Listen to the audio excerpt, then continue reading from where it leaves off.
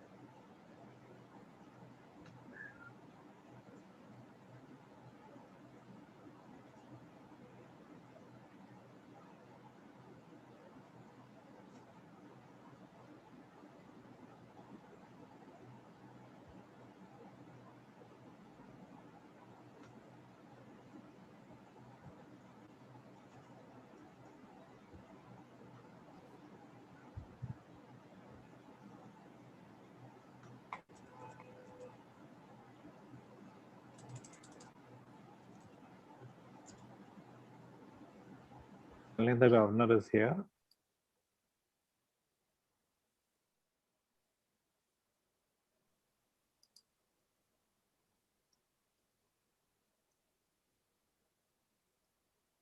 Can I start? Yes, Shalini.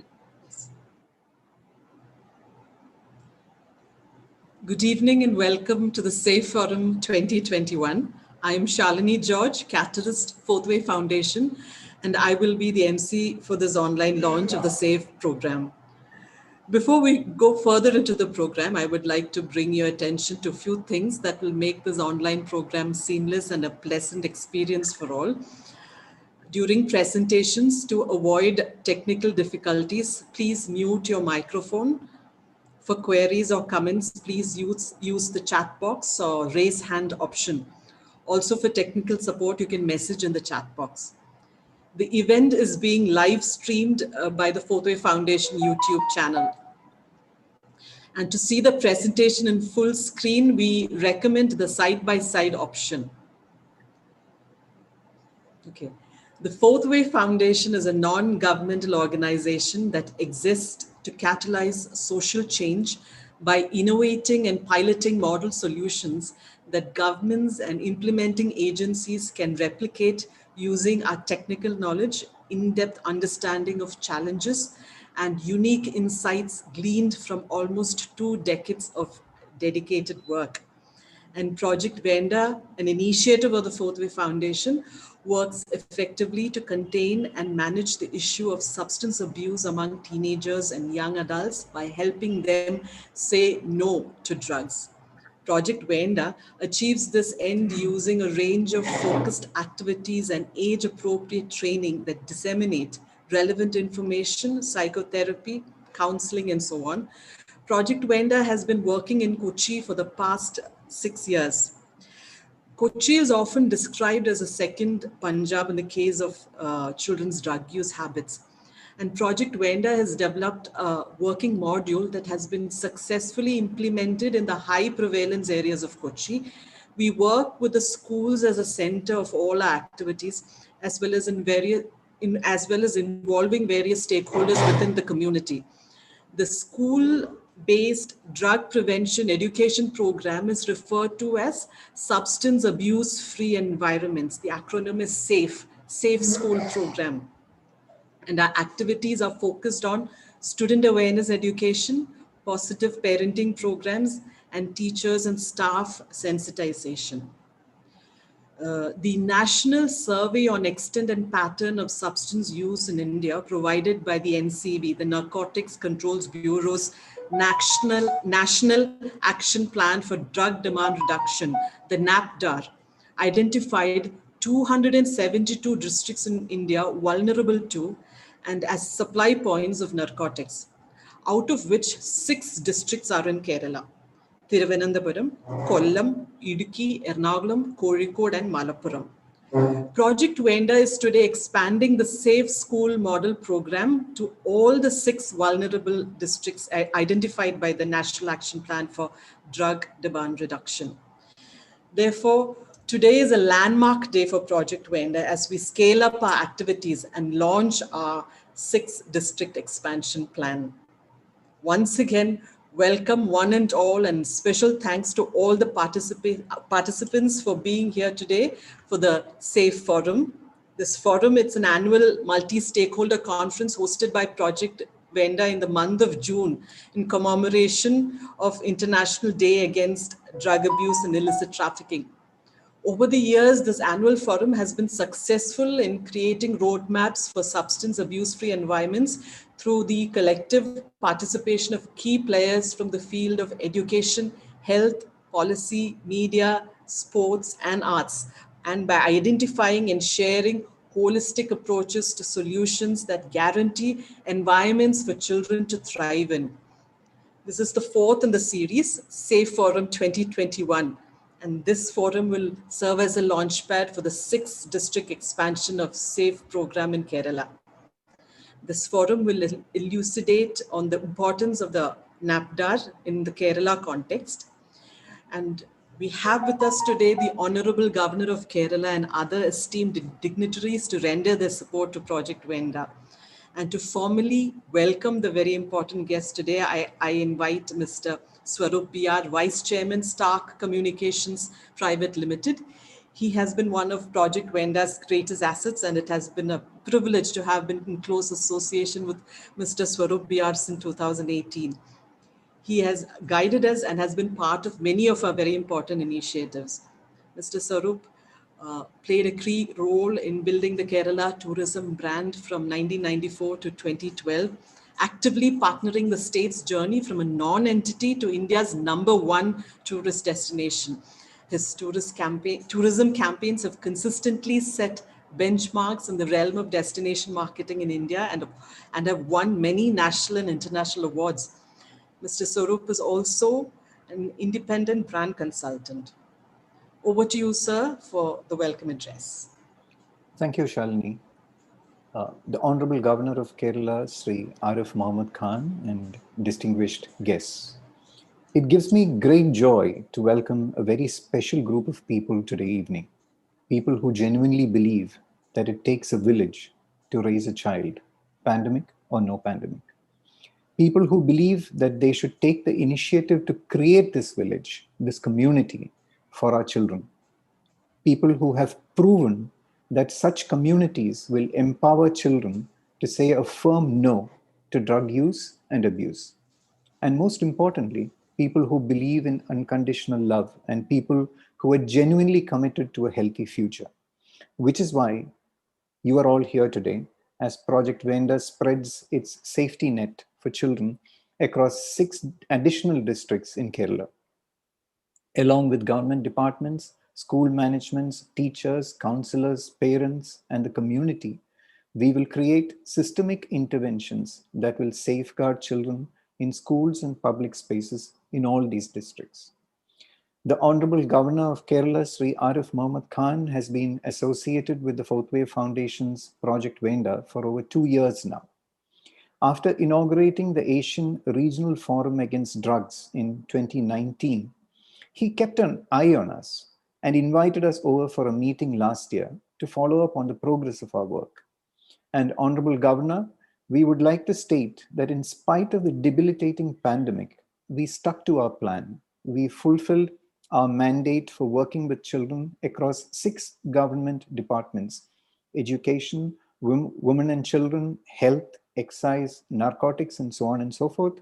We trained 120 counselors, brought out a comprehensive 120-page handbook for them. And today we are about to launch Project VENDA Substance Abuse Free Environment Program, as Shalini said, the S.A.F.E program, as it is called, or as we call it, in 6 additional districts across Kerala. So in a way, this is full circle for us. And we are really, really delighted to have you with us today. Welcome. Many years ago, Diana told me the story of how she decided to shelve Project VENDA in 2015 because there was nobody to fund the project. It was at that crucial juncture that Mrs. Kumari Shibulal, co-founder of the Sarojini Damodaran Foundation, and her husband, Mr. Shibulal, came forward to support the project. Mr. Shibulal, as all of you will know, was the CEO, managing director, and one of the co-founders of Infosys. In fact, it is the support of this couple that helped us positively impact over 1 lakh children across the last 6 years. Their commitment to children is quite visible in their ongoing investments in the next generation. Mrs. Kumari, it's an absolute delight to welcome you to this new milestone of Project VENDA. 5 years ago, in 2016, when Diana met Wadi Malouf in Vienna, little did she know that he would tell her that the model being used by Project VENDA is a very good universal model similar to the UN model. A firm believer in the importance of the family in preventing drug abuse, violence, and crime, Mr. Wadi Malouf is the Global Program Coordinator of the Prevention of Drug Use at the United Nations Office on Drugs and Crime. He continues to lend his support for Project VENDA, and we are delighted to welcome you, Wadi, to this virtual meeting. A very strong voice of women's rights issues, Mrs. Regina Matson, Secretary General, World Federation Against Drugs, works with 250 member organizations in the global debate on drug policy. Across the years, Regina has been a great source of strength and inspiration for the Project VENDA team. We are really delighted that you could join us today, Regina. Welcome. I would also like to formally welcome 2 board members of Project VENDA. Vasanthi Srinivasan has been with the 4th Wave Foundation since its inception 15 years ago in 2006. Chairperson of the Center for Corporate Governance and Citizenship at the Indian Institute of Management, Bangalore, Vasanthi is also an associate professor in organizational behavior and human resource management. She has been on the board of the 4th Wave Foundation since its inception. In fact, she helped pound the foundation into shape in its formative years and continues to be the North Star that we rely on through thick and thin. Welcome, Vasanthi. Great to have you with us today. Mr. C. Balagopal is many things rolled into one. A former bureaucrat and highly successful entrepreneur, he today is a writer, mentor, a promoter of startups, and also an independent director of Federal Bank. His journey with the 4th Wave Foundation started a year ago, and in this short period of time, his thought leadership has contributed substantially to the foundation. Welcome, Balagopal. As always, it's great to have you with us. I would also like to welcome all the other guests, parents, teachers, counselors, other well-wishers, and the entire Project VENDA team who are here with us today. Thank you.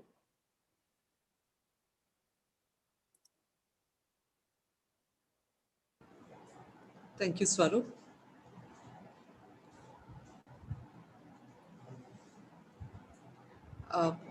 Chairperson, Center for Corporate Governance and Citizenship at Indian Institute of Management, Bangalore, Vasanthi Srinivasan is a professor of organizational behavior and human resource management. Vasanthi, I call upon you for the address. Thank you, Shalini. Okay. His Excellency Shri Arif Mohammad Khan, Honorable Governor of Kerala, Ms. Kumari Shibulal, patron of Project VENDA, my board members and well-wishers of Project VENDA and the 4th Wave Foundation. It's indeed an honor for 4th Wave Foundation to welcome you all to the S.A.F.E program launch in 6 districts under Project VENDA. It's particularly significant that we were able to do this launch on the International Day Against Drug Abuse and Illicit Trafficking. It's even more important that we have these projects running in the most difficult districts, primarily because all of us recognize that the future of our country lies in its children. Why our country? The future of the world lies in its children. In some ways, I want to take a few minutes to set the larger context against which this project VENDA is located within the Fourth Wave Foundation. Beyond what Shalini mentioned, which was about being able to pilot innovative ideas, it's also about transforming the most vulnerable and yet the most significant stakeholders for the globe. The UN Convention on Rights of Child has been ratified by 196 countries. What is the beauty about this Convention on Rights of the Child is that it recognizes children as distinctly different entities from adults. And this focus is extremely important for all stakeholders in the system because it brings our attention from a rights perspective to children. India is a signatory to all the 3 UN conventions pertaining to narcotic drugs and psychotropic substances. We all recognize that the policy framework that India is a part of is very progressive. It is in the implementation that many of us need to come together as partners to be able to transform our vision into reality. The Convention on Rights of the Child places obligations in several ways for prevention of abuse, early identification, treatment, care, rehabilitation, and beyond that, promotion and training of people in these various areas. In particular, I want to call out today to Article 33 of the UN Convention on Rights of the Child, which places responsibility on the state to look out for children from illicit use of narcotic drugs and also to prevent the use of children in the illicit production and trafficking. And this program is intended to examine models, frameworks, ways of working based on our experiences that can allow us to scale. I do believe that this project, whatever gets developed as resources, material, and models, will actually provide the bedrock for us to be able to look at it in the context of scaling up for India. I cannot but reflect on Nelson Mandela's very powerful quote, where he spoke about there can be no keener revelation of a society's soul than the way in which it treats its children. And as we launch this program today, we need as a society to reclaim the soul for our children with a substance abuse-free environment, with multiple stakeholders and partners coming together. I cannot thank you, sir, the Honorable Governor, for your personal commitment to the cause and support to Project VENDA. I watched you during the 2019 Asia Regional Forum, extending your commitment to us. I do believe that, as Swaroop said, we will be able to live up to your commitment, and the 6 districts that we hope to scale will actually help us to consolidate and build new ways of thinking about this issue. Last but not the least, Over the years, I have found that what makes Fourth Wave Foundation different is the fact that we have hundreds and thousands of well-wishers and friends. It's these well-wishers, friends, and partners who are with us today as we walk this call on taking on a much larger purpose, which is really pushing the agenda of the UN Convention on the Rights of the Child. And this is but a starting journey, a starting point in that journey. Thank you once again to everyone for the support. And over to you, Shalini.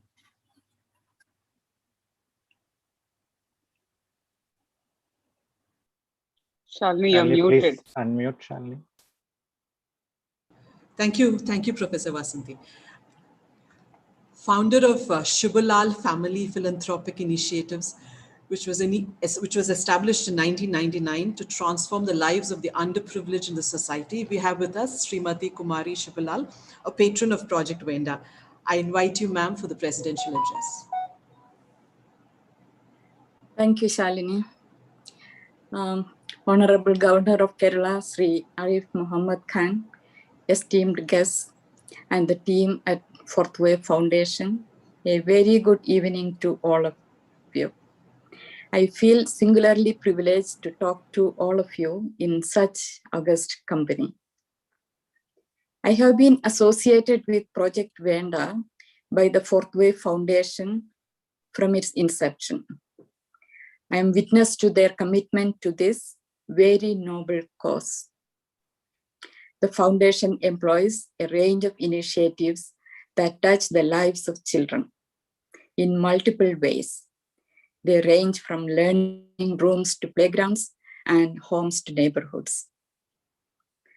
It is a matter of great pride to me that Project VENDA has been lauded and recommended by the UN for following the best practices in the fight against substance abuse. I congratulate you on the launch of Project VENDA, moving into 6 vulnerable districts of Kerala, listed under India's National Action Plan for Drug Demand Reduction. The Project VENDA leadership team have tremendous experience in successfully fighting many social causes, such as inclusive education for the differently abled, women empowerment, and equality. Their work against substance abuse has been stellar and widely recognized. VENDA is the only program from India that has been invited to make a presentation at the UN 3 years in a row, from 2018 to 2020. The epidemic of substance abuse in young generation has assumed alarming dimensions in India. Of the 272 districts in India that have been identified as vulnerable, 6 districts are in Kerala. That is practically half of Kerala. This is a warning to us regarding the extent of substance abuse in Kerala. Changing cultural values, increasing economic stress, and dwindling supportive bonds are causing more young people towards substance use. Cannabis, heroin, and Indian-produced pharmaceutical drugs are the most frequently abused drugs in India. Drug use, misuse, or abuse happens for many reasons. Nature of the drug abused, the personality of the individual, and the addict's immediate environment plays a part. Industrialization, urbanization, and migration have weakened traditional methods of social control. Young people today are more than ever vulnerable to the stresses and strains of modern life. For many, drug addiction starts with experimental use of a recreational drug in social situations and becoming a habit over time. In order to create substance abuse-free environment, all stakeholders have to get involved. Parents, teachers, schools, colleges, lawmakers, police, and the government. Project VENDA's success lies in bringing together all stakeholders and having a multi-pronged approach. It is heartening to see the presence of all the officials from the vulnerable districts are here today. I'm sure your time and attention will go a long way in making Kerala free of this menace. It is apt that this project is being launched on International Day Against Drug Abuse and Illicit Trafficking. The first International Day Against Drug Abuse and Illicit Trafficking was observed by the UN General Assembly on June 26, 1987. Since then, every year, this day marks the coherent and seamless global cooperation to achieve a drug-free society. India has taken early and decisive steps to address drug problems. Government has an encompassing blueprint, committed workforce, and several dedicated programs and policies at its disposal. At the same time, there is an urgent need to improve the current programs and have a coordinated effort between ministries bringing uniformity at the policy level. This will allow us to make scientifically informed choices and strengthen our supply reduction initiatives. The identification of vulnerable districts by the National Survey on Extent and Pattern of Substance Use in India is a step in the right direction. I'm confident that India as a nation and Kerala in particular will win its war over substance abuse. Once again, I would like to thank Diana and the team at VENDA for giving me this opportunity. Thank you. Thank you, Srimati Kumari Shivala. We now come to the most important part of the program this evening, the inauguration of the 6th district expansion of the Safe School program. We have with us our esteemed guest, the Honorable Governor of Kerala, Sri A.F.E Mohammed, to preside over the inauguration. I welcome you, your Honorable Governor of Kerala, Sri A.F.E Mohammed Khan, to address the audience.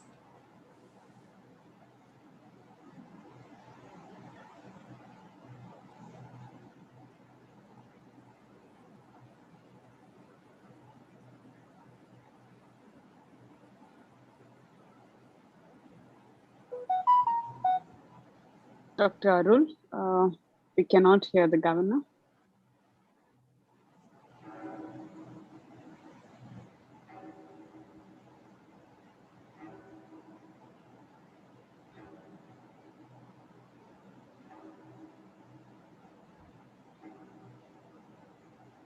Dr. Arul, it's not audible. Honorable Governor, we can't hear you.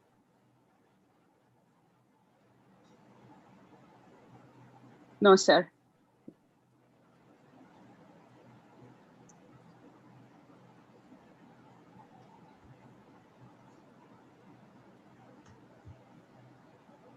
Dr. Arul, can you unmute, please?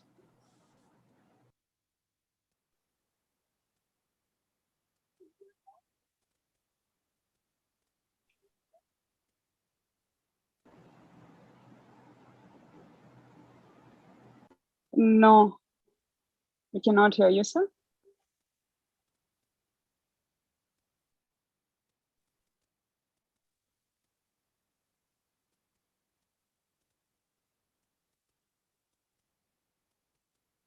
Dr. Arul, if you can switch from the mic to the mic on the system.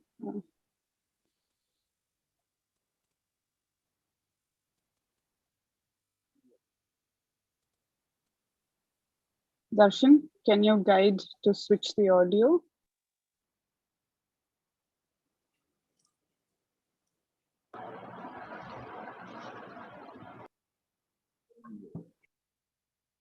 We are listening for a minute Yes. and We can hear you. We can hear you very clearly now. then Yes, sir. Yes. Yes, sir. Gone again. Sir, sorry for the inconvenience. There was some technical glitch. It's fine, sir. Fine. Thank you. Shalini, for your kind words, Madam President Kumari Shibulalji, Patron Project VENDA, Professor Vasanti Srinivasanji, Board of Director, Fourth Wave Foundation, Shri Sarup B.R., Board Director, Shri C.C. Joseph, very distinguished guests who are attending this conference, Priyapeta Suhitukile, Ellavarkum Ente Namaskaram. I am delighted to launch Substance Abuse Free Environment Program in 6 districts of Kerala as part of the VENDA initiative of Fourth Wave Foundation. First of all, I would like to compliment Fourth Wave Foundation for befittingly observing the International Day against drug abuse and illicit trafficking by drawing public attention to the need to control substance abuse in our state. The assertion VENDA conveys a firm no to drugs. However, along with the organizers and volunteers, let me pass on a simple but important message to our audience, especially the youth and school children. Jeevitam akate nammude lahari, vere lahari, vende venda. Let us be addicted to life. Say no to every other addiction. I compliment the dedicated volunteers of this foundation who have been focusing on the key areas of education, empowerment, ethics, and inclusion to create a culture of socially responsive communities that work together to build a better tomorrow. I find something futuristic about the concept of the Fourth Wave Foundation, which takes forward the wave theory of 20th century American writer Alvin Toffler, who marked history as different waves, such as agriculture, industry, knowledge, or information. It is quite thoughtful of this foundation to have foreseen and worked on an emerging fourth wave, which would help mankind to use all the other 3 waves more responsibly. I would say that our emphasis has to be on responsible use of anything, including medical drugs. The sense of responsibility was emphasized in our ancient Ayurvedic text like Charak Samhita, which opines that alcohol by nature, that is in composition and in giving energy, is like food. When used inappropriately, it brings disease, and when used appropriately, is like nectar. Kintu madhyam swabhaven यथे वान्नम तथा स्मृतम अयुक्ति युक्तम रोगाय युक्ति युक्तम यथा अमृतम. But all over the world, when it comes to drugs, the emphasis is unfortunately more on misuse rather than judicious use, and no wonder the entire world is struggling to save the present and future generations from the wrong use of drugs, which we call substance abuse. Project VENDA and S.A.F.E program, therefore, are sincere efforts to save Kerala from the possible future shock of the rising trend in substance abuse among the youth and children. Substance abuse is undoubtedly a global threat to humanity, through which a labyrinthine network illegally makes dangerous drugs available to people for reckless use. As per the United Nations Global Drug Report of last year, around 269 million people were using drugs worldwide in 2018, which was 30% more than in 2009. More significantly, over 35 million people suffered from health disorders due to drug abuse. Having noted the trend of drug abuse quite earlier, the UN General Assembly had decided in 1987 to observe 26 June as the International Day Against Drug Abuse and Illicit Trafficking, as an expression of its determination to help create an international society free of drug abuse. We in India also face a severe threat from alcohol and substance abuse, since India is home to 6 crore alcohol addicts, which is more than the population of many countries. More than 3.1 crore people in our country, that is 2.8% of the population, have reported using cannabis products. Unfortunately, only 1 in 20 drug addicts get treatment at a hospital, and less than 3% of the people who require treatment against alcoholism get any treatment due to various reasons, including social taboo, reluctance, lack of awareness, and other factors. The use of injection drugs is known to be the leading risk factor for new human immunodeficiency virus infections, and the increase in TB rates among drug users is also a matter of grave concern. All these had prompted the Union Ministry of Social Justice and Empowerment to implement the Nasha Mukti Bharat Action Plan 2021. Nasha Mukti Bharat focuses on treatment through the health departments, outreach and creation of awareness by the Social Justice Department, and timely interventions by Narcotics Bureau.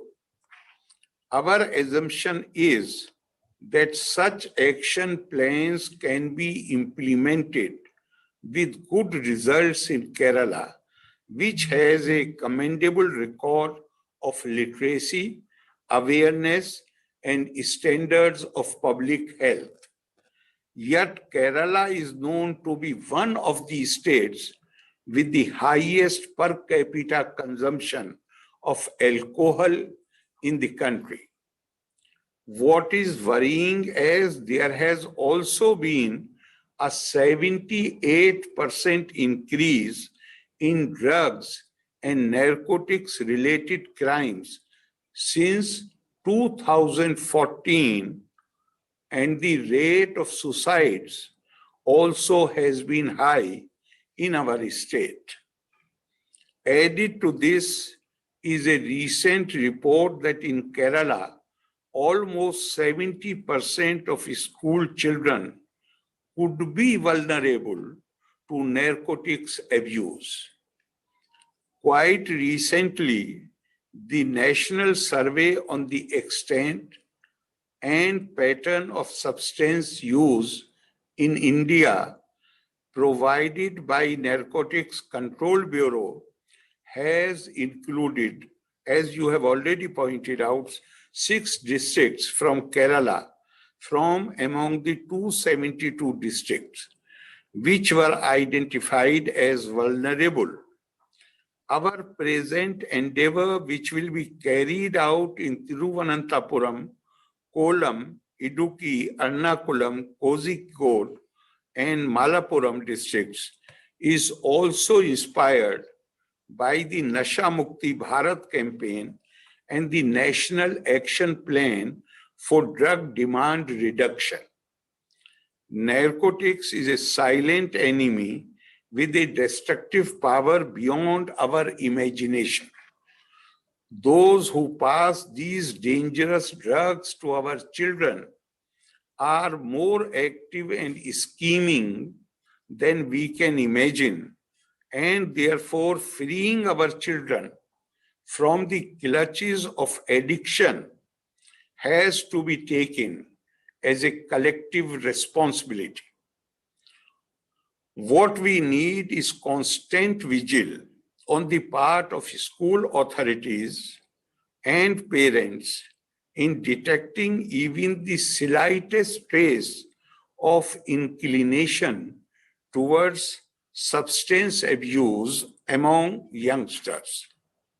We also need to revisit the way we look at addiction by adding a touch of understanding and compassion.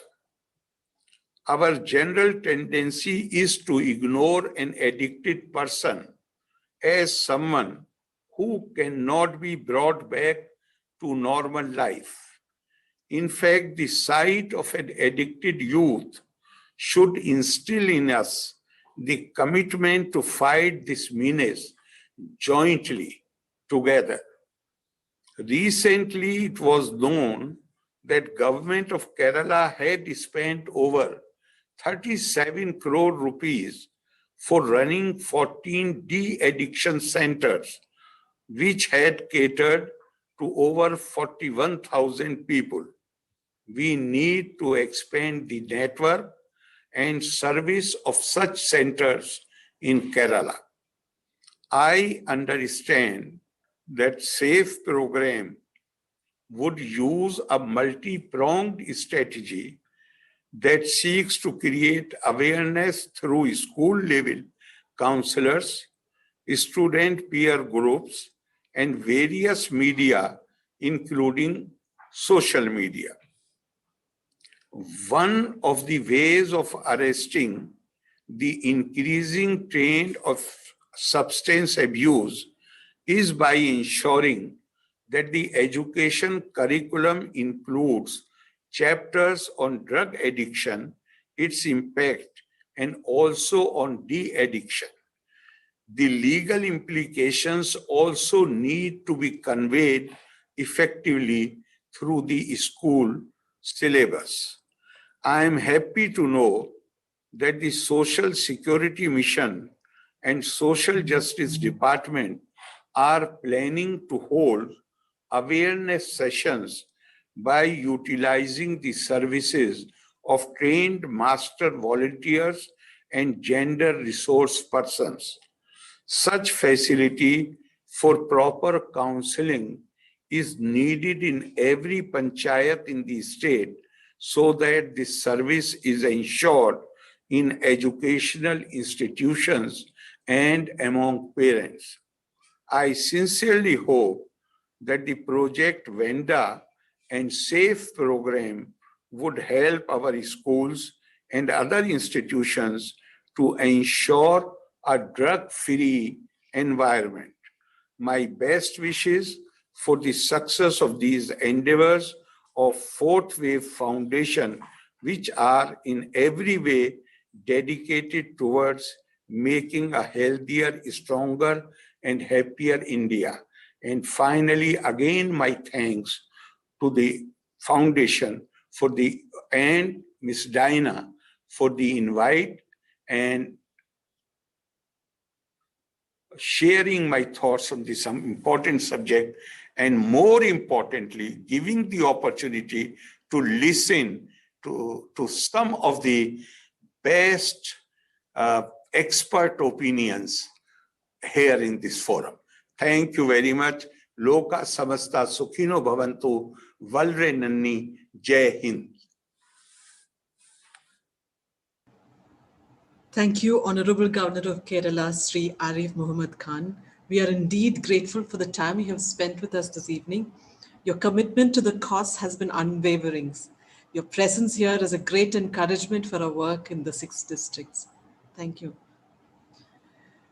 Before we conclude the online inauguration of the S.A.F.E program's 6th district launch, I invite Mr. C.C. Joseph, Director, Fourth Way Foundation, to give the vote of thanks. Thank you, Shalini. His Excellency, the Governor of Kerala, Sri Arif Muhammad Khan, and other dignitaries who have joined us, and my dear co-workers in the field of keeping people away from drugs. It's an honor to express a few words of gratitude.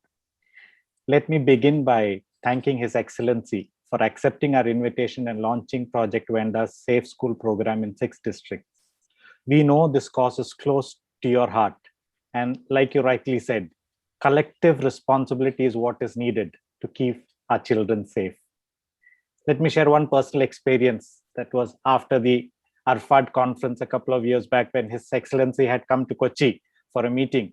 He made it a point to call Diana and me and spend some time with us. And one few words remain in my ears and one keep ringing where he assured us that I am with you. That was a great honor for Diana and me to spend those personal moments with Your Excellency. Thank you, Your Excellency, for your support and encouragement. Secondly, I wish to thank Mrs. Kumari Shibulal. Ma'am, thank you for trusting us and supporting us.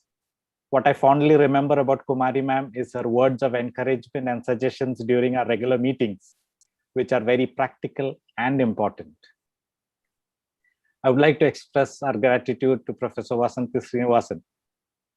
Vasantiji, you have been with us since the inception, and words will never be enough to express our gratitude.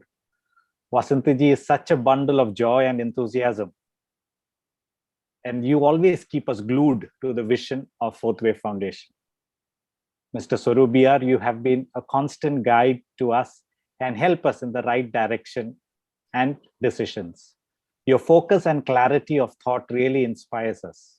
Your unwavering support keeps us and our spirits up. Thank you.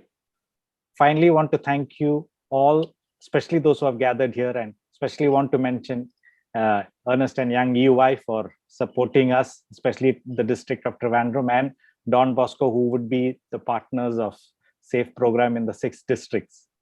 Usually when an organization expands, it's a time of celebration and joy. But at Project VENDA, we are not very happy because we should not be expanding. The problem should not be this big. So this is not a time for celebration. But with all those who have gathered here at VENDA, we always say, "Nammude pillere thottu kalikkan nammal sammadikiyalla." We will not let you play with the children of Kerala. And that is the promise we make.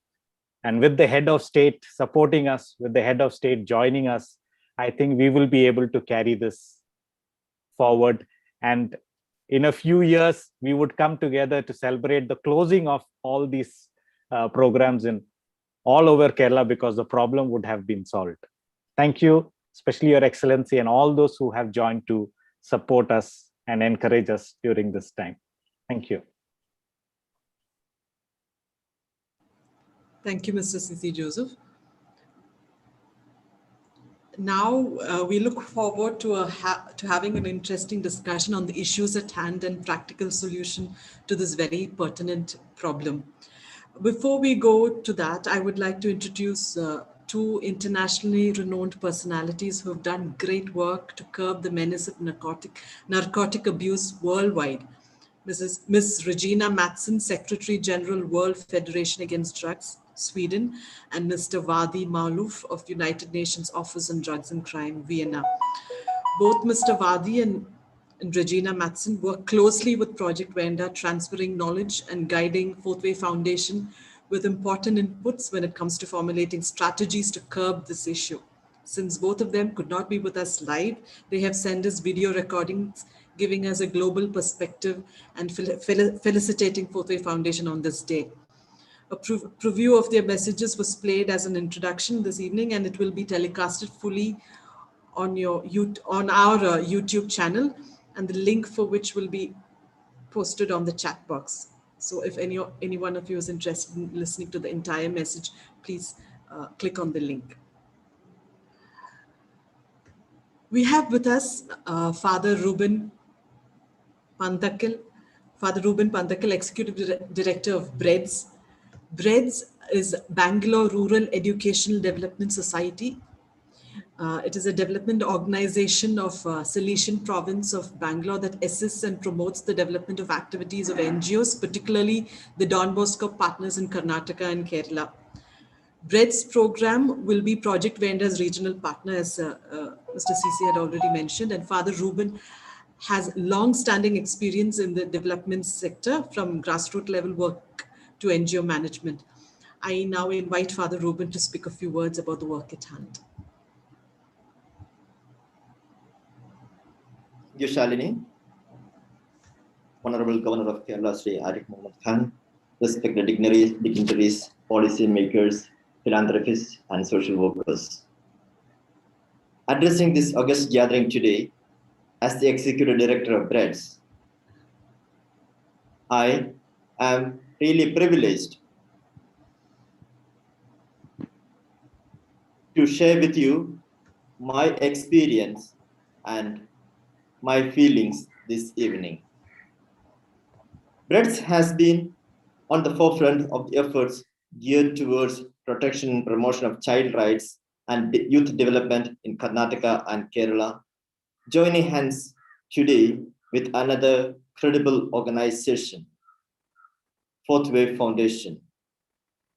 I thank everyone at the Fourth Way Foundation for this wonderful collaboration.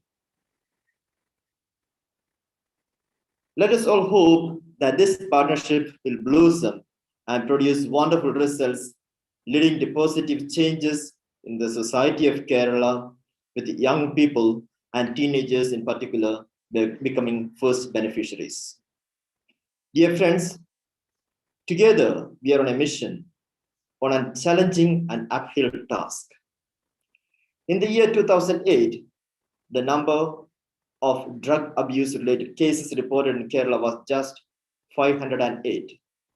In 2017, in a matter of less than a decade, the number of cases shot up to 9,242. According to a 2019 report on the Union Ministry of Social Justice, Trivandrum, Ernakulam, and Kozhikode are among the most vulnerable cities in India with regard to drug abuse. Just an year ago, the Excise Commissioner of Kerala, Rishraj Singh, pointed out that nearly 70% of school children in the state of Kerala are vulnerable to narcotics abuse. The drug suppliers seem to be taking full advantage of COVID-related travel restrictions by making use of courier and parcel services to supply drugs in a wide variety of ways and means. With the growth of internet and encrypted communication technologies, the drug smugglers and peddlers are constantly causing new headaches to the law enforcing departments. The academic studies, the social economic realities, the crime statistics all point to the rampant increase in drug abuse among teenagers and youth in the state of Kerala.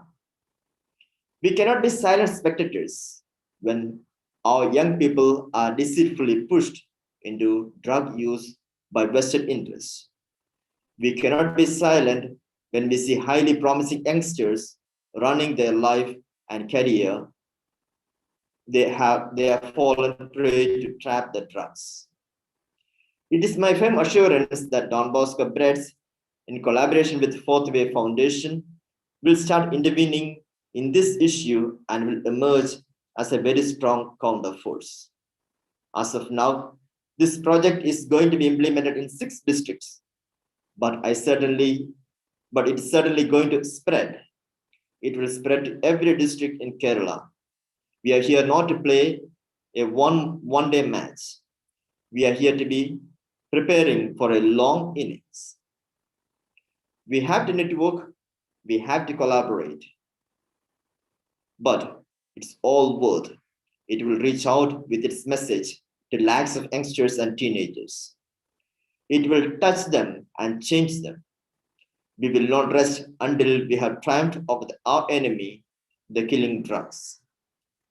We will not rest until we are sure that every youngster and teenager in our society is safe from the clutches of malicious octopus. Together, let us make this world a better place. Together, let us make God's own land drug-free land. Thank you.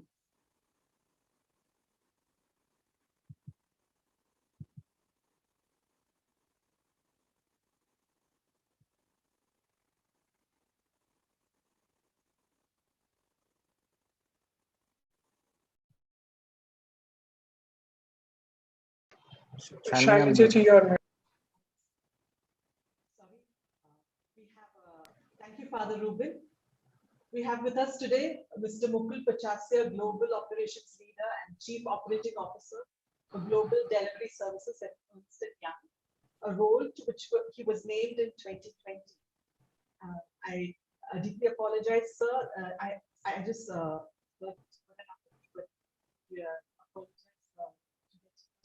late and especially want to speak about Ernst & Young team in Trivandrum. This is a very progressive organization that has understood the relevance of partnering with SAFE program.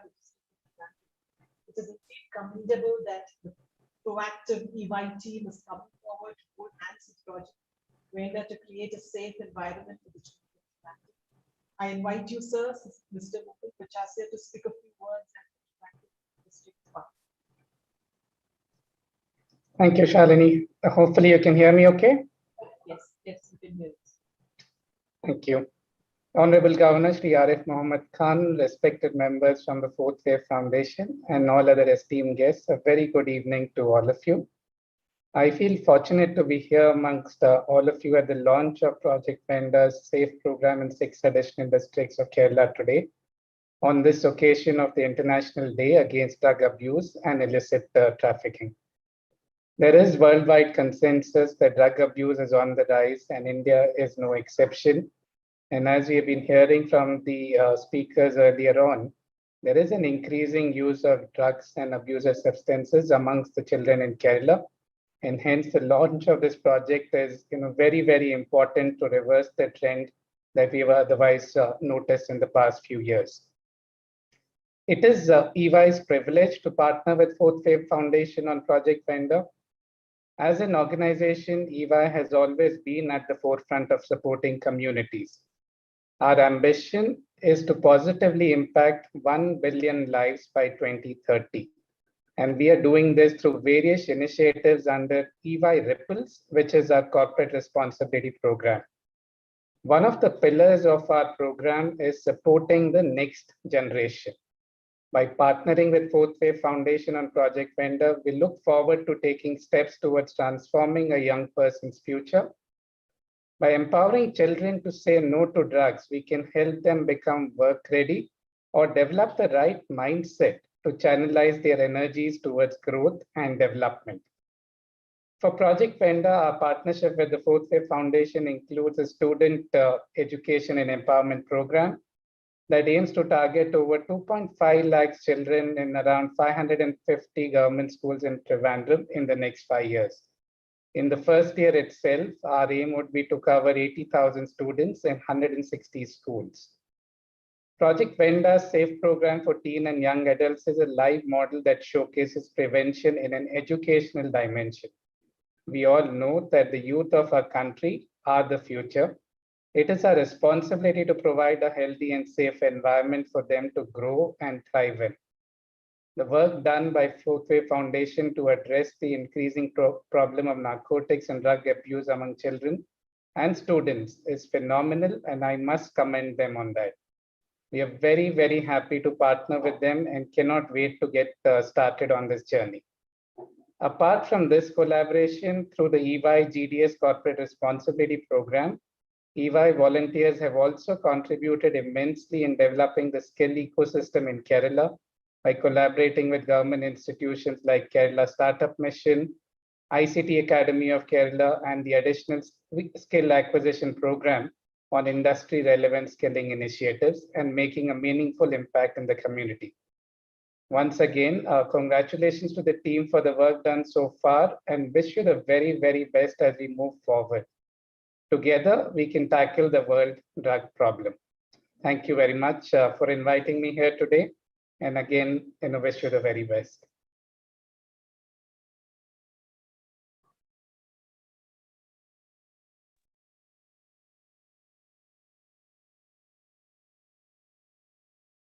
Thank you, Mr. Muktasya.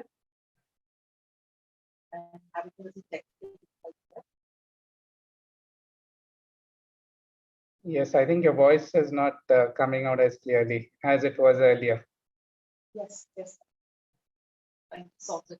Can you hear me now? Have you heard now? Yes, Better, just yeah. get a little closer to the mic. Yeah. Thank you, sir. Thank you, Mr. Muktasya. I would like to bring to your attention the link posted on the chat box to all the participants. It will be of great help if all the participants could fill in this very easy to fill questionnaire. It is part of our study of the six districts to gain understanding of the prevalence of substance use habits of children and young adults in the area, and how aware the people are about the problem in their own neighborhoods. Kindly take a few minutes to fill out the form while we continue with the program. Thank you very much. We now move on to a very important part of the program, the panel discussion with the district collectors. This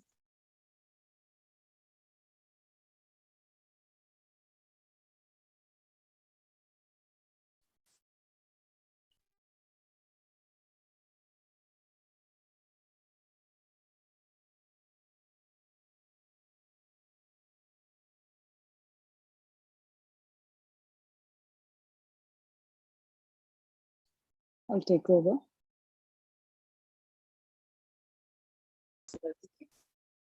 He then joined the Indian Administrative Service in 1977 and worked in various posts in Manipur and Kerala. He resigned from the IAS in 1983 to set up a company to manufacture indigenously developed biomedical services for the first time in the country. This came to be known as Termo-Penpol Limited, and it is the biggest manufacturer and exporters of blood bag systems in the world. Mr. Balagopal is involved in mentoring and investing in startup ventures, community development activities, and writing. He has written books such as On a Clear Day, You Can See India, and The View from Kollam, A Day in the Life of Collector. We also have with us the panel representatives from the Office of 4 district collectors. We have with us officials from the Office of the Collector of Malappuram, of Kollam, of Trivandrum, and Ernakulam. The representatives of the respective regions will give us an overview of the situations in the district. We also have with us Diana Joseph, Director of Footway Foundation, who will set the context of the discussion. With 15 years of experience in working with international organizations, including UNESCO, she was an invited speaker at the United Nations General Assembly on Congressional on the Narcotics and Drugs held in Vienna in September 28th. A researcher, she has co-authored several articles in journals, presented papers at international forums. I now invite Mr. Balagopal Chandrasekhar to take over as a moderator for this panel discussion. A situational analysis of drugs and narcotics in the 6 districts of Kerala identified as vulnerable by Nasha Mukt Bharat. Over to you. Thank you, Shalini. Can you hear me? Yes. Yes. Okay. I just want to check how much time do we have?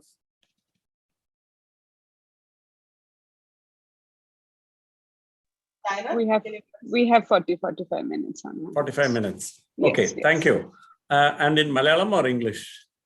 Both. Both, okay. Yeah, Okay. whatever we are. Because so far it was in English, that's why. So at the outset, let me also express my appreciation to His Excellency, the Governor of Kerala, for the wonderful remarks he made during his inaugural talk. I had the good fortune to be present 2 years ago when he had just come to Kerala and taken over as the governor of the state. And I think it was the first public function outside Trivandrum which he was attending when he came to inaugurate the Asian conference organized by, on the same subject, organized by Fourthway Foundation. So he made many observations which I think we should all pay a lot of attention to. In fact, he has really set the tone for the deliberations and for the workshop also.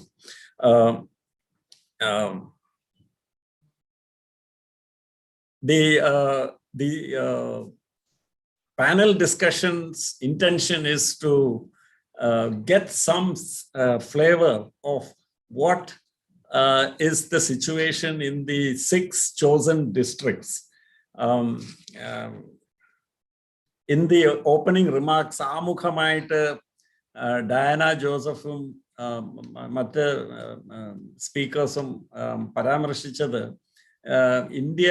ഇന്ത്യയിലുള്ള 272 districts which have been identified as high-risk districts. അതിൽ 6 districts കേരളത്തിലുള്ളതാണ്. അപ്പോൾ 6 നമ്മുടെ 14 districts 6 എണ്ണം falling into these high-risk districts in terms of ഈ ലഹരി മരുന്നിനെ സംബന്ധമായിട്ടുള്ള കാര്യത്തിൽ, that is not one of the distinctions which we should be very proud about. And in fact, we should be very deeply concerned about it. കേരളത്തിനെ സംബന്ധിച്ചുള്ള പല വിരോധാഭാസങ്ങളുടെ ഒരു ഉദാഹരണം കൂടെയാണ് ഇത്. ഇവിടെ 100% സാക്ഷരതയും 100% ഒരു political mobilisation right down to the panchayat level നടന്നിട്ടുള്ള പല സാമൂഹിക വിപ്ലവങ്ങളും സാമൂഹികമായിട്ടുള്ള പല അടിസ്ഥാനപരമായിട്ടുള്ള മാറ്റങ്ങളൊക്കെ ഉണ്ടായിട്ടുള്ള സംസ്ഥാനമാണ് ഇവിടെ. പക്ഷെ എന്നാലും ഇവിടെ തന്നെ alcohol consumption is per capita consumption is the highest. And ഇത് ഇപ്പം നേരത്തെ ആരോ സൂചിപ്പിച്ചതുപോലെ ആൽക്കഹോൾ സ്മോക്കിംഗ് ഇതൊക്കെയാണ് ദി ഫസ്റ്റ് സ്റ്റെപ്സ് ടുവേർഡ്സ് ഇതിനെക്കാട്ടിലും മാരകമായിട്ടുള്ള, ഇതിനെക്കാട്ടിലും വളരെ ഹാനികരമായിട്ടുള്ള സബ്സ്റ്റൻസ് അബ്യൂസിലേക്കുള്ള ആദ്യത്തെ വെപ്പുകളാണ് ഈ സബ്സ്റ്റൻസസ്. അപ്പം ഈ പശ്ചാത്തലത്തിലാണ് നമ്മളിവിടെ കൂടിയിരിക്കുന്നതും നമ്മളിപ്പോൾ ഈ ചർച്ചയ്ക്ക് വേണ്ടി വന്നിരിക്കുന്നതും. പിന്നെ ഫോർത്ത് വേ ഫൗണ്ടേഷന്റെ തന്നെ ബേസിക് ആയിട്ടുള്ള പരിപാടികളുടെ justification തന്നെ ഇതാണ്. That is what is happening on the substance abuse front and what is the threat. അപ്പം ഇതില് before I ask the representatives of the districts who are present here, I believe representatives from Malappuram, Kollam, Thiruvananthapuram and Ernakulam districts are present here. So because there are 4 of them. Sorry, yeah, I need to interrupt here. I'm told that they were all here, but there is a call by the CM's office, so the representatives have moved out as well. Shibulal sir is also at that meeting, is how I understand. Okay, so okay. there is a call from the CM's office. I don't know what it is regard. So we had the additional district magistrates being deputed from the districts. We are not able to figure out where they are on the screen and right. if they have joined in. So worst comes to us, it's just between you and me. All right. We Okay, will good. brief the plan. I think we will take it. We will take it forward. Comes. The whole idea is to. This is an awareness session, and it is fully understandable if very important district level functionaries are called away suddenly. That is something which happens. It's unfortunate when it happens, but we should not be surprised because I think one of the things which we should understand, and I think which is going to give a lot of strength, before I ask Diana to say something about the 6 districts program, is I also want to say that I think it's a very good thing that this is treated as a district-based program. Because I have always felt, as a former civil servant and as somebody who has been, after that, even during my entrepreneurial journey, I have remained interested in governance and administration in India. And I have always wondered how such a huge country with such diversity, how have we managed to overcome all the fissiparous tendencies and centrifugal forces, etc., and remained as one strong country 75 years after independence. And one of the reasons for that is that we have this amazing institution called district administration. Such a large country of 1.3 billion people, all of us are living and working in one of 740 districts in the country. Now, what is unique about this is that any of these 740 districts, the administrative structure is exactly the same. Whether it is here or whether it is in Manipur or whether it is in Jammu or whether it's in Ladakh, if in a district, you have the same administrative structure, you have the same kind of resources, the same processes and the same procedures, etc. That is why at the district level, it is possible to implement programs very effectively. And that is why we should not be surprised that such gigantic exercises like the general elections, the decennial census, and even mass contact programs like mass vaccination programs, etc., are most effectively implemented in India. Even, in fact, it is supposed to be that our elections are far more efficiently conducted than the US elections. So the reason for that is the district administration. So I'm very glad that the district administration is involved in this program of which VENDA is going to be supervising and providing many important inputs. But the actual program will be run at the district level, and this itself, in my opinion, will assure the success. So my first question to Diana is that, we have this issue regarding prevalence issues of drugs and narcotics. Now, obviously, since we don't have the representatives of the districts, what we were hoping to learn was about what are the special problems in the districts. But I think if Diana, if you can give us an overview, because you have this unique experience of having done an in-depth exercise in Chellanam in a panchayat, which was a very vulnerable panchayat, and you have got many learnings. Can you perhaps tell us something about, because we all think we know about the drugs problem, but I don't think we understand it very well. So over to you.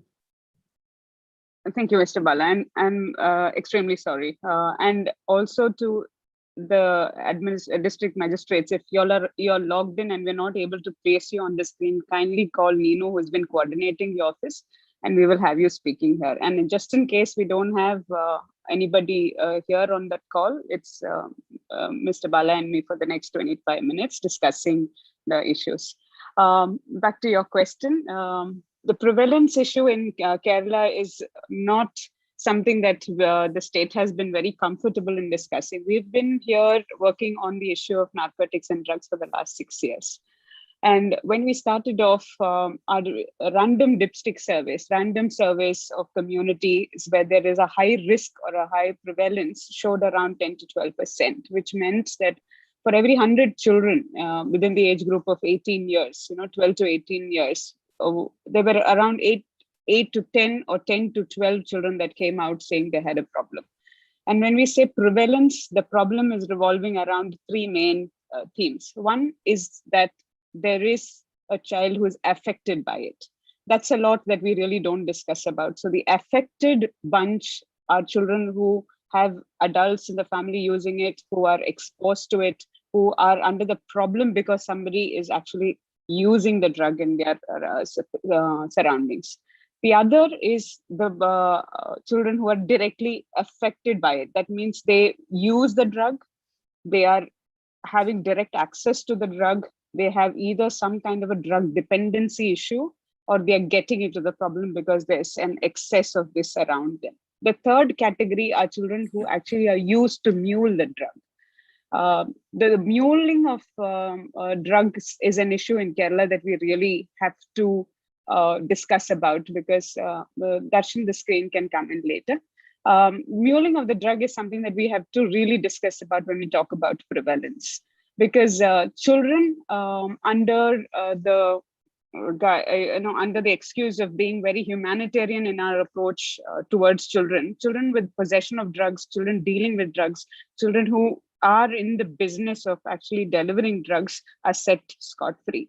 So what happens is the entire business of trade of drugs is also on the shoulders of young children, primarily because we set them scot-free, even if we find possession of drugs in their hands. So there are this broad bracket of prevalence is one, not understood, two, not discussed, and thirdly, not verified with any kind of a perfect data around it. And with Kerala, as of COVID, just in the last 12 months, the numbers have doubled.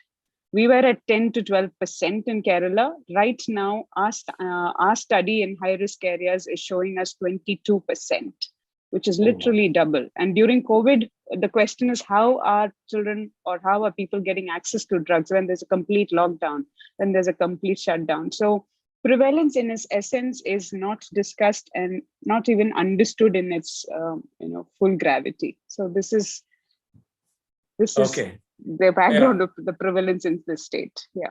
No, I think so. Therefore, we have a serious problem, which is in another sense. Of course, I think everybody knows that we have a drug problem, but in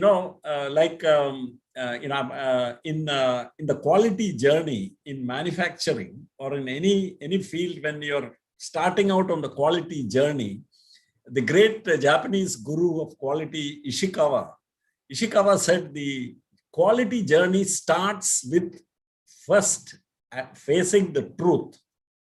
Now, that's a very interesting statement to make, because when you hear quality and Japanese, we immediately think they're going to talk some very high-tech stuff, which is some stuff which is going to be some new techniques and all. But he said a very simple thing. He said it starts with the truth. And what did he mean by that? I think he meant you have to first accept that there is a problem.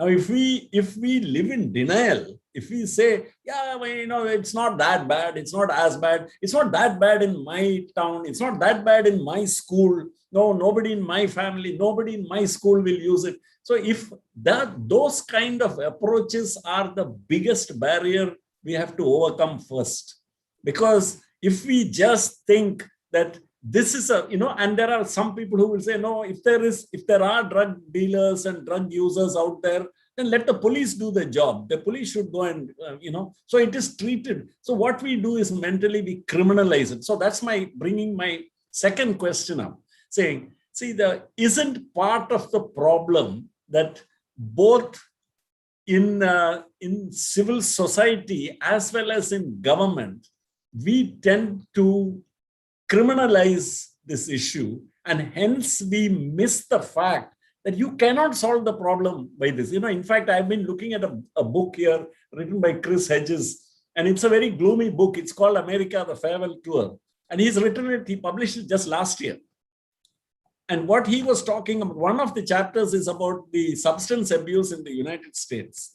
and the kind of the horror levels it is reaching now.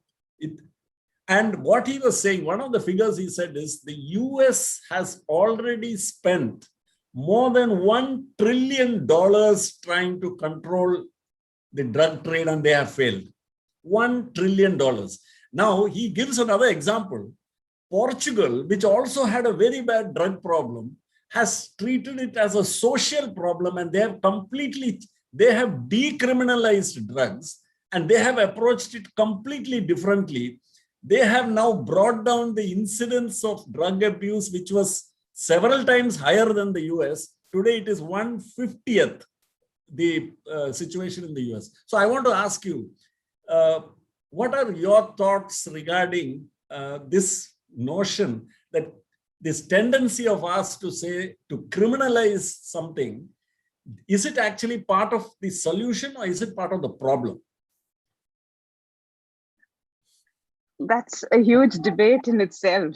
Decriminalization is a subject and a debate in itself. But as far as child or child-centric approach is concerned, well, children below the age of 18, at least in the state or in the country that we're discussing right now in India, don't have a proper protocol for decriminalization activities. That means we have not laid down anything very specific for a child if we find them with any kind of possession of drugs. There is no SOP in terms of where the child has to be sent, though we have child rights committees, we have the Juvenile Justice Board, we have all of the systems in place. There is actually no procedural process which actually takes a child through this. Then the other big issue is we don't have child drug courts. There are no specific child drug courts to take children through the process of getting them into programs that we call deflection programs. There is no deflection program in a country like us. While we are talking about 50 to 60% of youth being incarcerated. Incarceration is a big burden on the economy, on the taxpayers' money, on the government for management, and there are no alternatives to incarceration when it comes to the program of the impact of narcotics and children being incarcerated. Our challenge here is to find some kind of deflection methodology that really works. The problem is we don't have evidence across the country. We are talking about Portugal, you're talking about the US.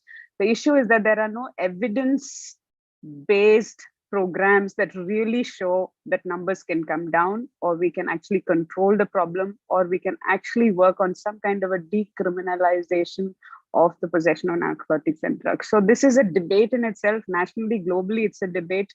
I have few friends with me who are joined in here, Darav Shah, Amy, who are all experts in the area of this, this process. In the country, they're also working on country papers, position papers for this. They're with us on the discussion today. But what I want to say is that as a country, in rhetoric, we have a lot of principles and policies in place. Decriminalization is not considered an effective tool when it comes to youngsters, youth, and children. We are also looking at the issue of lack of deflection programs that need to be put in place so that our children are safe and they have a process in place when they actually have to go through a child drug courts and then be put into programs. So systemically, there are policies, but when it comes to implementation or actually getting it into practice, nothing is in place. In countries specific to answer, decriminalization on data works because there is a lot of manipulation of data, especially if you're citing Portugal.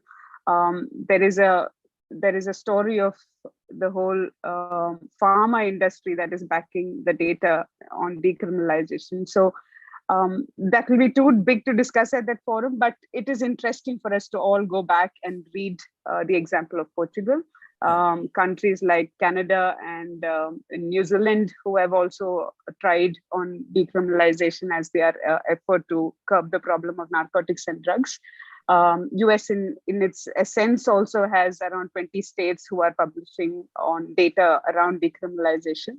But what we want, at least on today's discussion, is to understand that India as a country and children in focus, that is age groups under 18, clearly we need to take a stand. We really need to take a stand to bring about something that is purely progressive and not regressive, or decriminalization has to be looked at through a different lens. I hope I answered, but that, you answered. I don't agree, but then with a lot of what you have said, and I think, because see, the thing about prevention is all about, so let's move to the next point. Prevention is all about awareness creation. Now, see, and awareness creation, let's just focus on that. Now, how this program, for example, what I liked about it is National Action Plan for Drug Demand Reduction.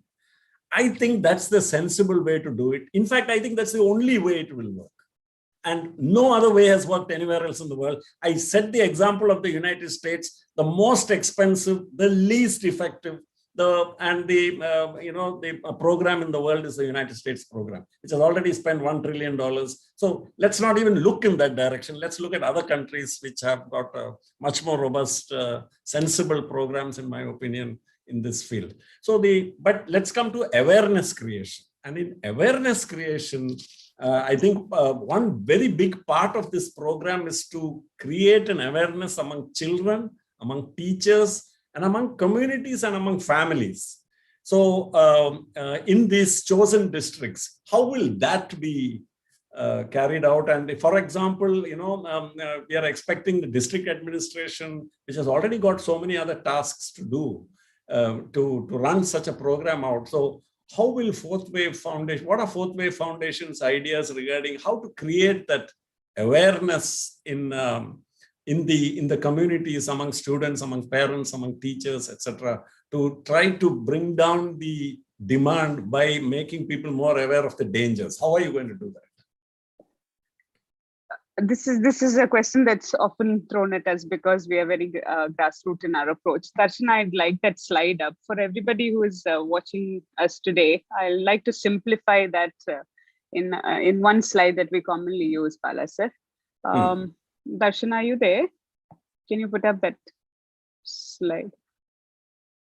Since many of us who are sitting here on the discussion here are people, practitioners, teachers, district officers who work in the area, it's good for us to understand when we talk about approach for prevalence work, prevention work in these districts, that when we talk about any subsection of a community, when it comes to narcotics and drugs, the pyramid looks like this.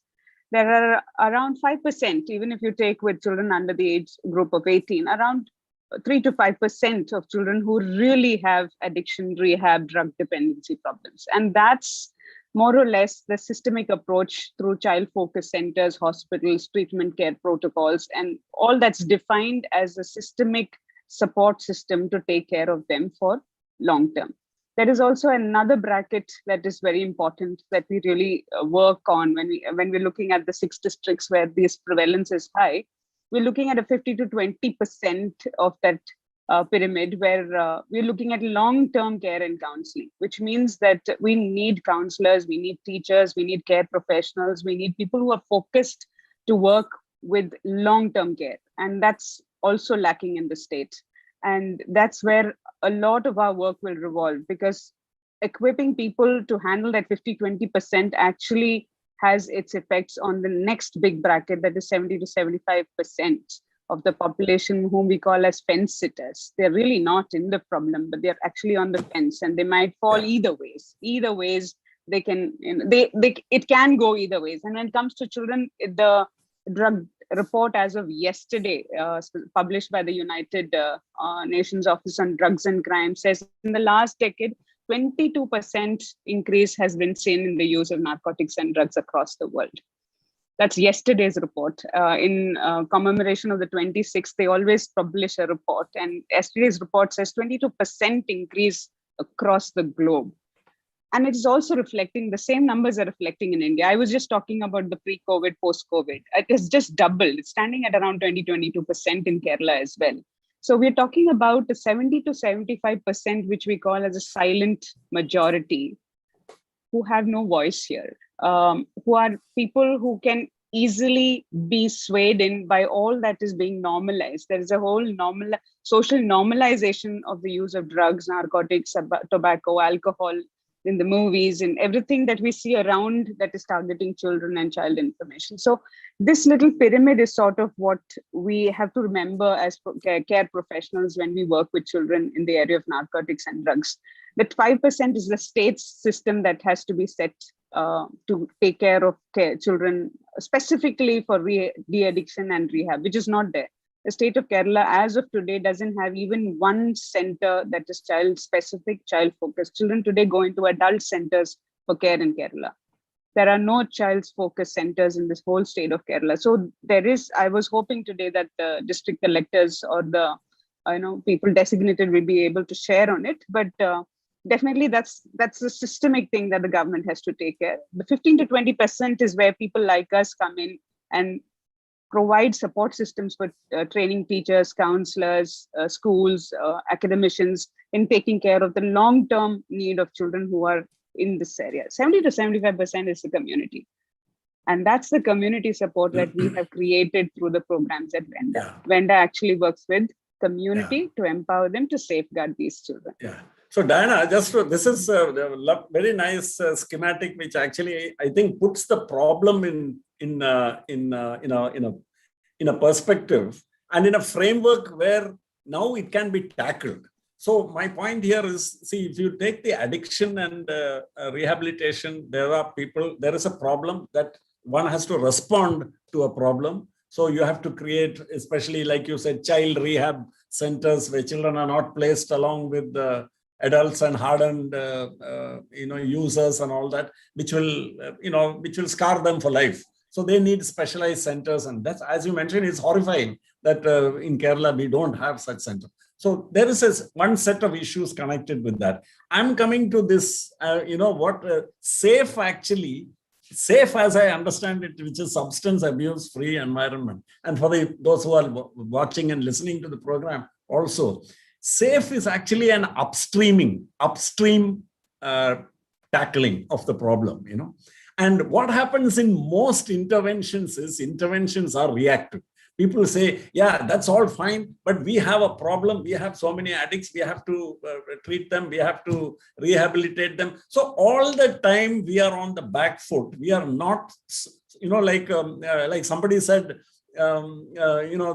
apparently in a community, there was a river and many children were falling into the river and drowning.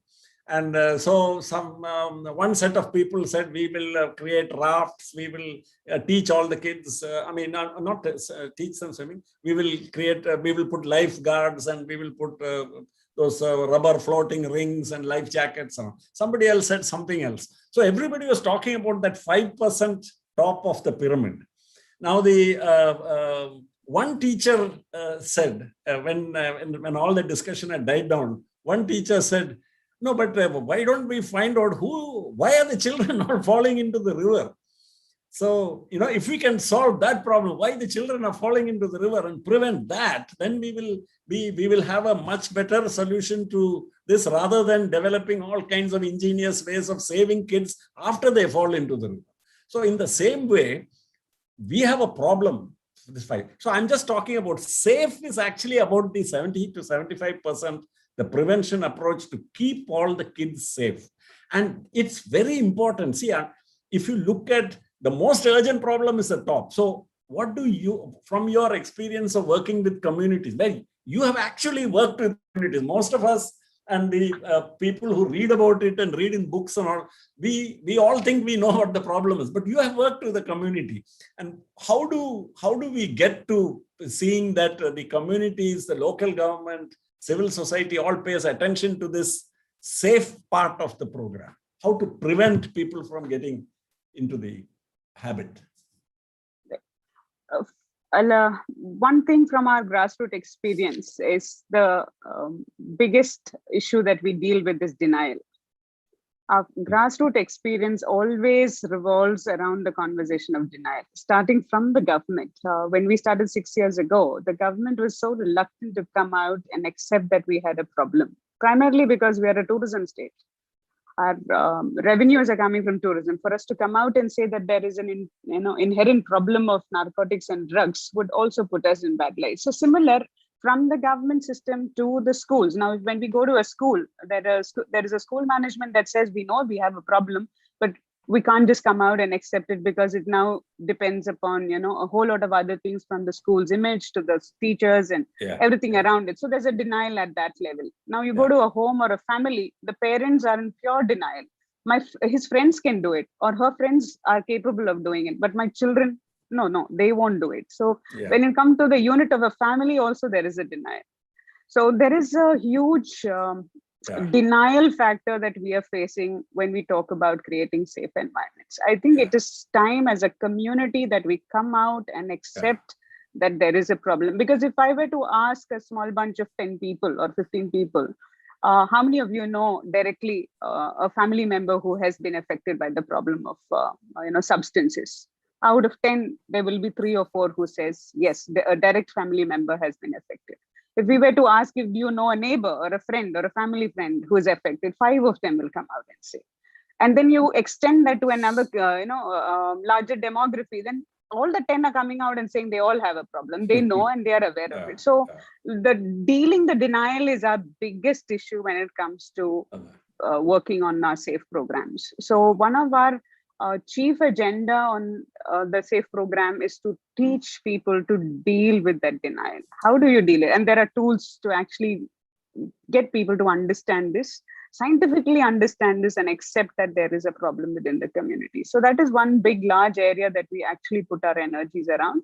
2 is to actually then equip them to broach this topic. The challenge that we always face is that people they shy away from talking about it. They know about it, they know the issues around it, but they shy away from it. And especially as a Kerala community, I think we have a social status quo that we can't just come out and talk about issues. So we teach general public to actually broach the topic, talk about it. They're willing to talk about drugs, but they're not willing to talk about the problem of drugs or the problem that they face. So even with mental health, that's the problem with Kerala. We are so high on the mental health numbers, so high on suicide. We are the highest in the state for a small state like Kerala. We can't have 14% suicide rates. So these are our problems. We know we have issues, but we're not willing to talk about it or broach it. So then our SAFE programs actually equip schools, school management, parents, teachers, all of them to talk about it, and different ways to address it, even if it's a family or the family time or school time. So we teach that. And thirdly is our very, evidence-backed module on talking to children in the language that they understand best. So there is a language of a child, there's a world of a child, there is a world that we adults can't even penetrate or can't even fathom. And we teach children to actually, broach that and address that in their own language. So even the trainings that we've designed are so child-friendly, age-appropriate, and that's why it's so successful. So as scientific as the approach is for simple people who are listening today, these are our main issues when we work with large communities around creating safe environments for children in specific. Thank you. Diana പറഞ്ഞത് നമ്മള് ഈ നിഷേധാത്മകമായിട്ടുള്ള ഒരു approach, that is where we deny, we don't accept that there is a problem. അപ്പൊ ഞാൻ നേരത്തെ സൂചിപ്പിച്ചതുപോലെ ഈ quality ജേർണിക്കുള്ള ആദ്യത്തെ കാൽവെപ്പ് എന്ന് പറയുന്നത് is to accept the truth. And if we are not even willing to talk about the truth, we have a problem. So I think one of the big challenges of the SAFE program and all the people is, if we have one element of it is the reactive part, where we have to react to those who are already victims, those who are already affected, how they got affected, who were the dealers, who are that, they have to be proceeded against. All that is one side of it. Unfortunately, almost all the attention goes only into that. And so what happens is gradually more and more start getting affected, because we are not dealing with the upstreaming part of it, is how on earth are people getting interested in this in the first place?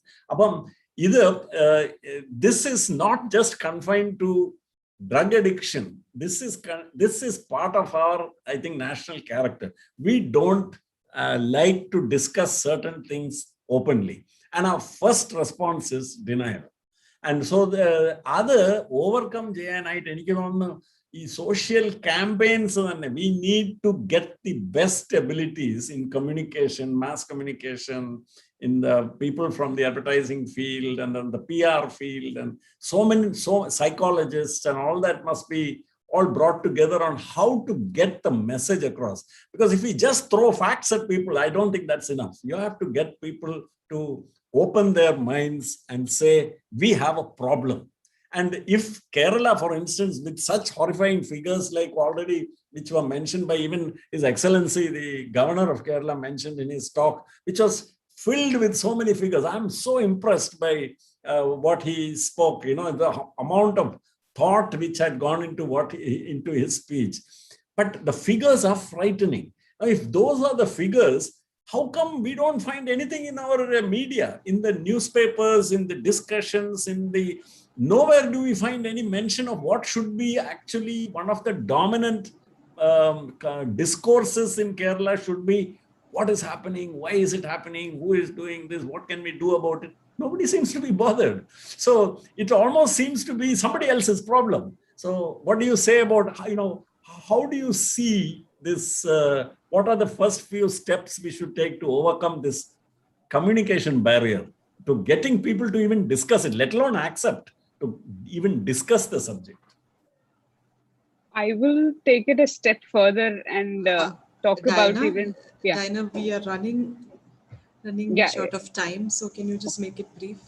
Yeah. Mr. Balagopal also just I think we are done after Diana's answer. I will just take it one step further in saying that there is also a wave of social normalization that we have to also fight. While we are shy about accepting there is a problem, there is another extreme where we are actually normalizing this. There's a social normalization of use of drugs and narcotics among the youth. So it's a two-way tackling that has to be done. One where we don't come out and say there's an issue. If this is an issue, why it's not being discussed in the media? Why are not news channels or people finding this newsworthy at all? The other side is the media, which is the social media space, where this is the discussion that's happening around the young world, the world that actually is using it, the subscribers to the use and normalization of drugs. So while we are talking about print and other organized media, there is another world of social media that's actually working to normalize this. And that's where the whole action is. Simply, if we were to take marijuana and narcotics in terms of the use, that space is even something that we really haven't discussed in our conversations when we're talking about the communication and curbing the problem. So these are things that we would love to discuss. I think we, as VENDA, we are also planning a series of talks. I'd love all of you to sort of have some kind of a focused discussion around it. That's something that we plan to do as a monthly, just to tackle the same issue of what you're saying.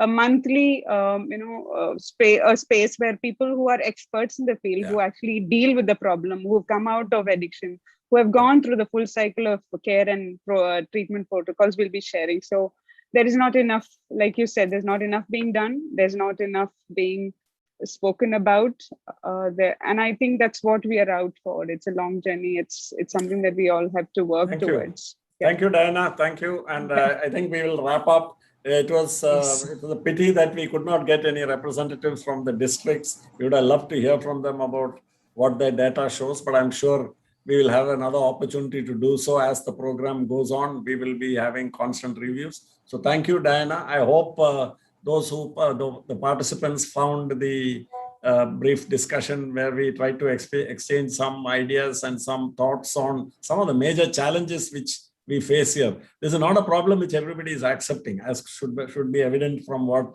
Diana has said. And I think that itself is the biggest problem which we have to overcome. That's the first barrier we have to overcome. So with that, with that thought, I will conclude. And I would like to thank the organizers for having given me this opportunity to participate in this panel, in this discussion session. Thank you. And Thank you. Mr. Bala, for Shalini, go ahead for this untoward, unplanned. Yeah, but this is good. Thank you, Mr. Balagopal, for moderating. You've really probed into the issue and we've made us all think about it. Yes, and that was needed.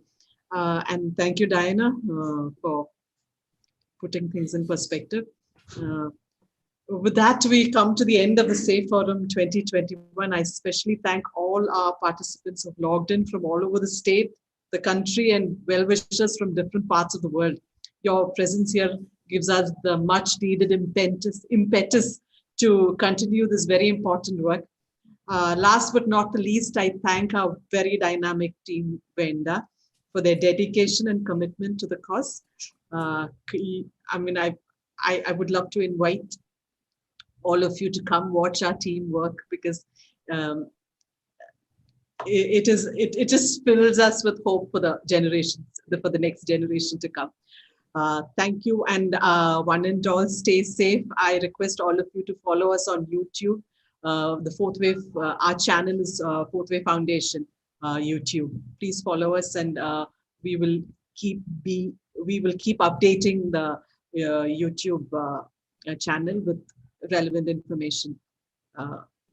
So thank you, all of you. Stay safe.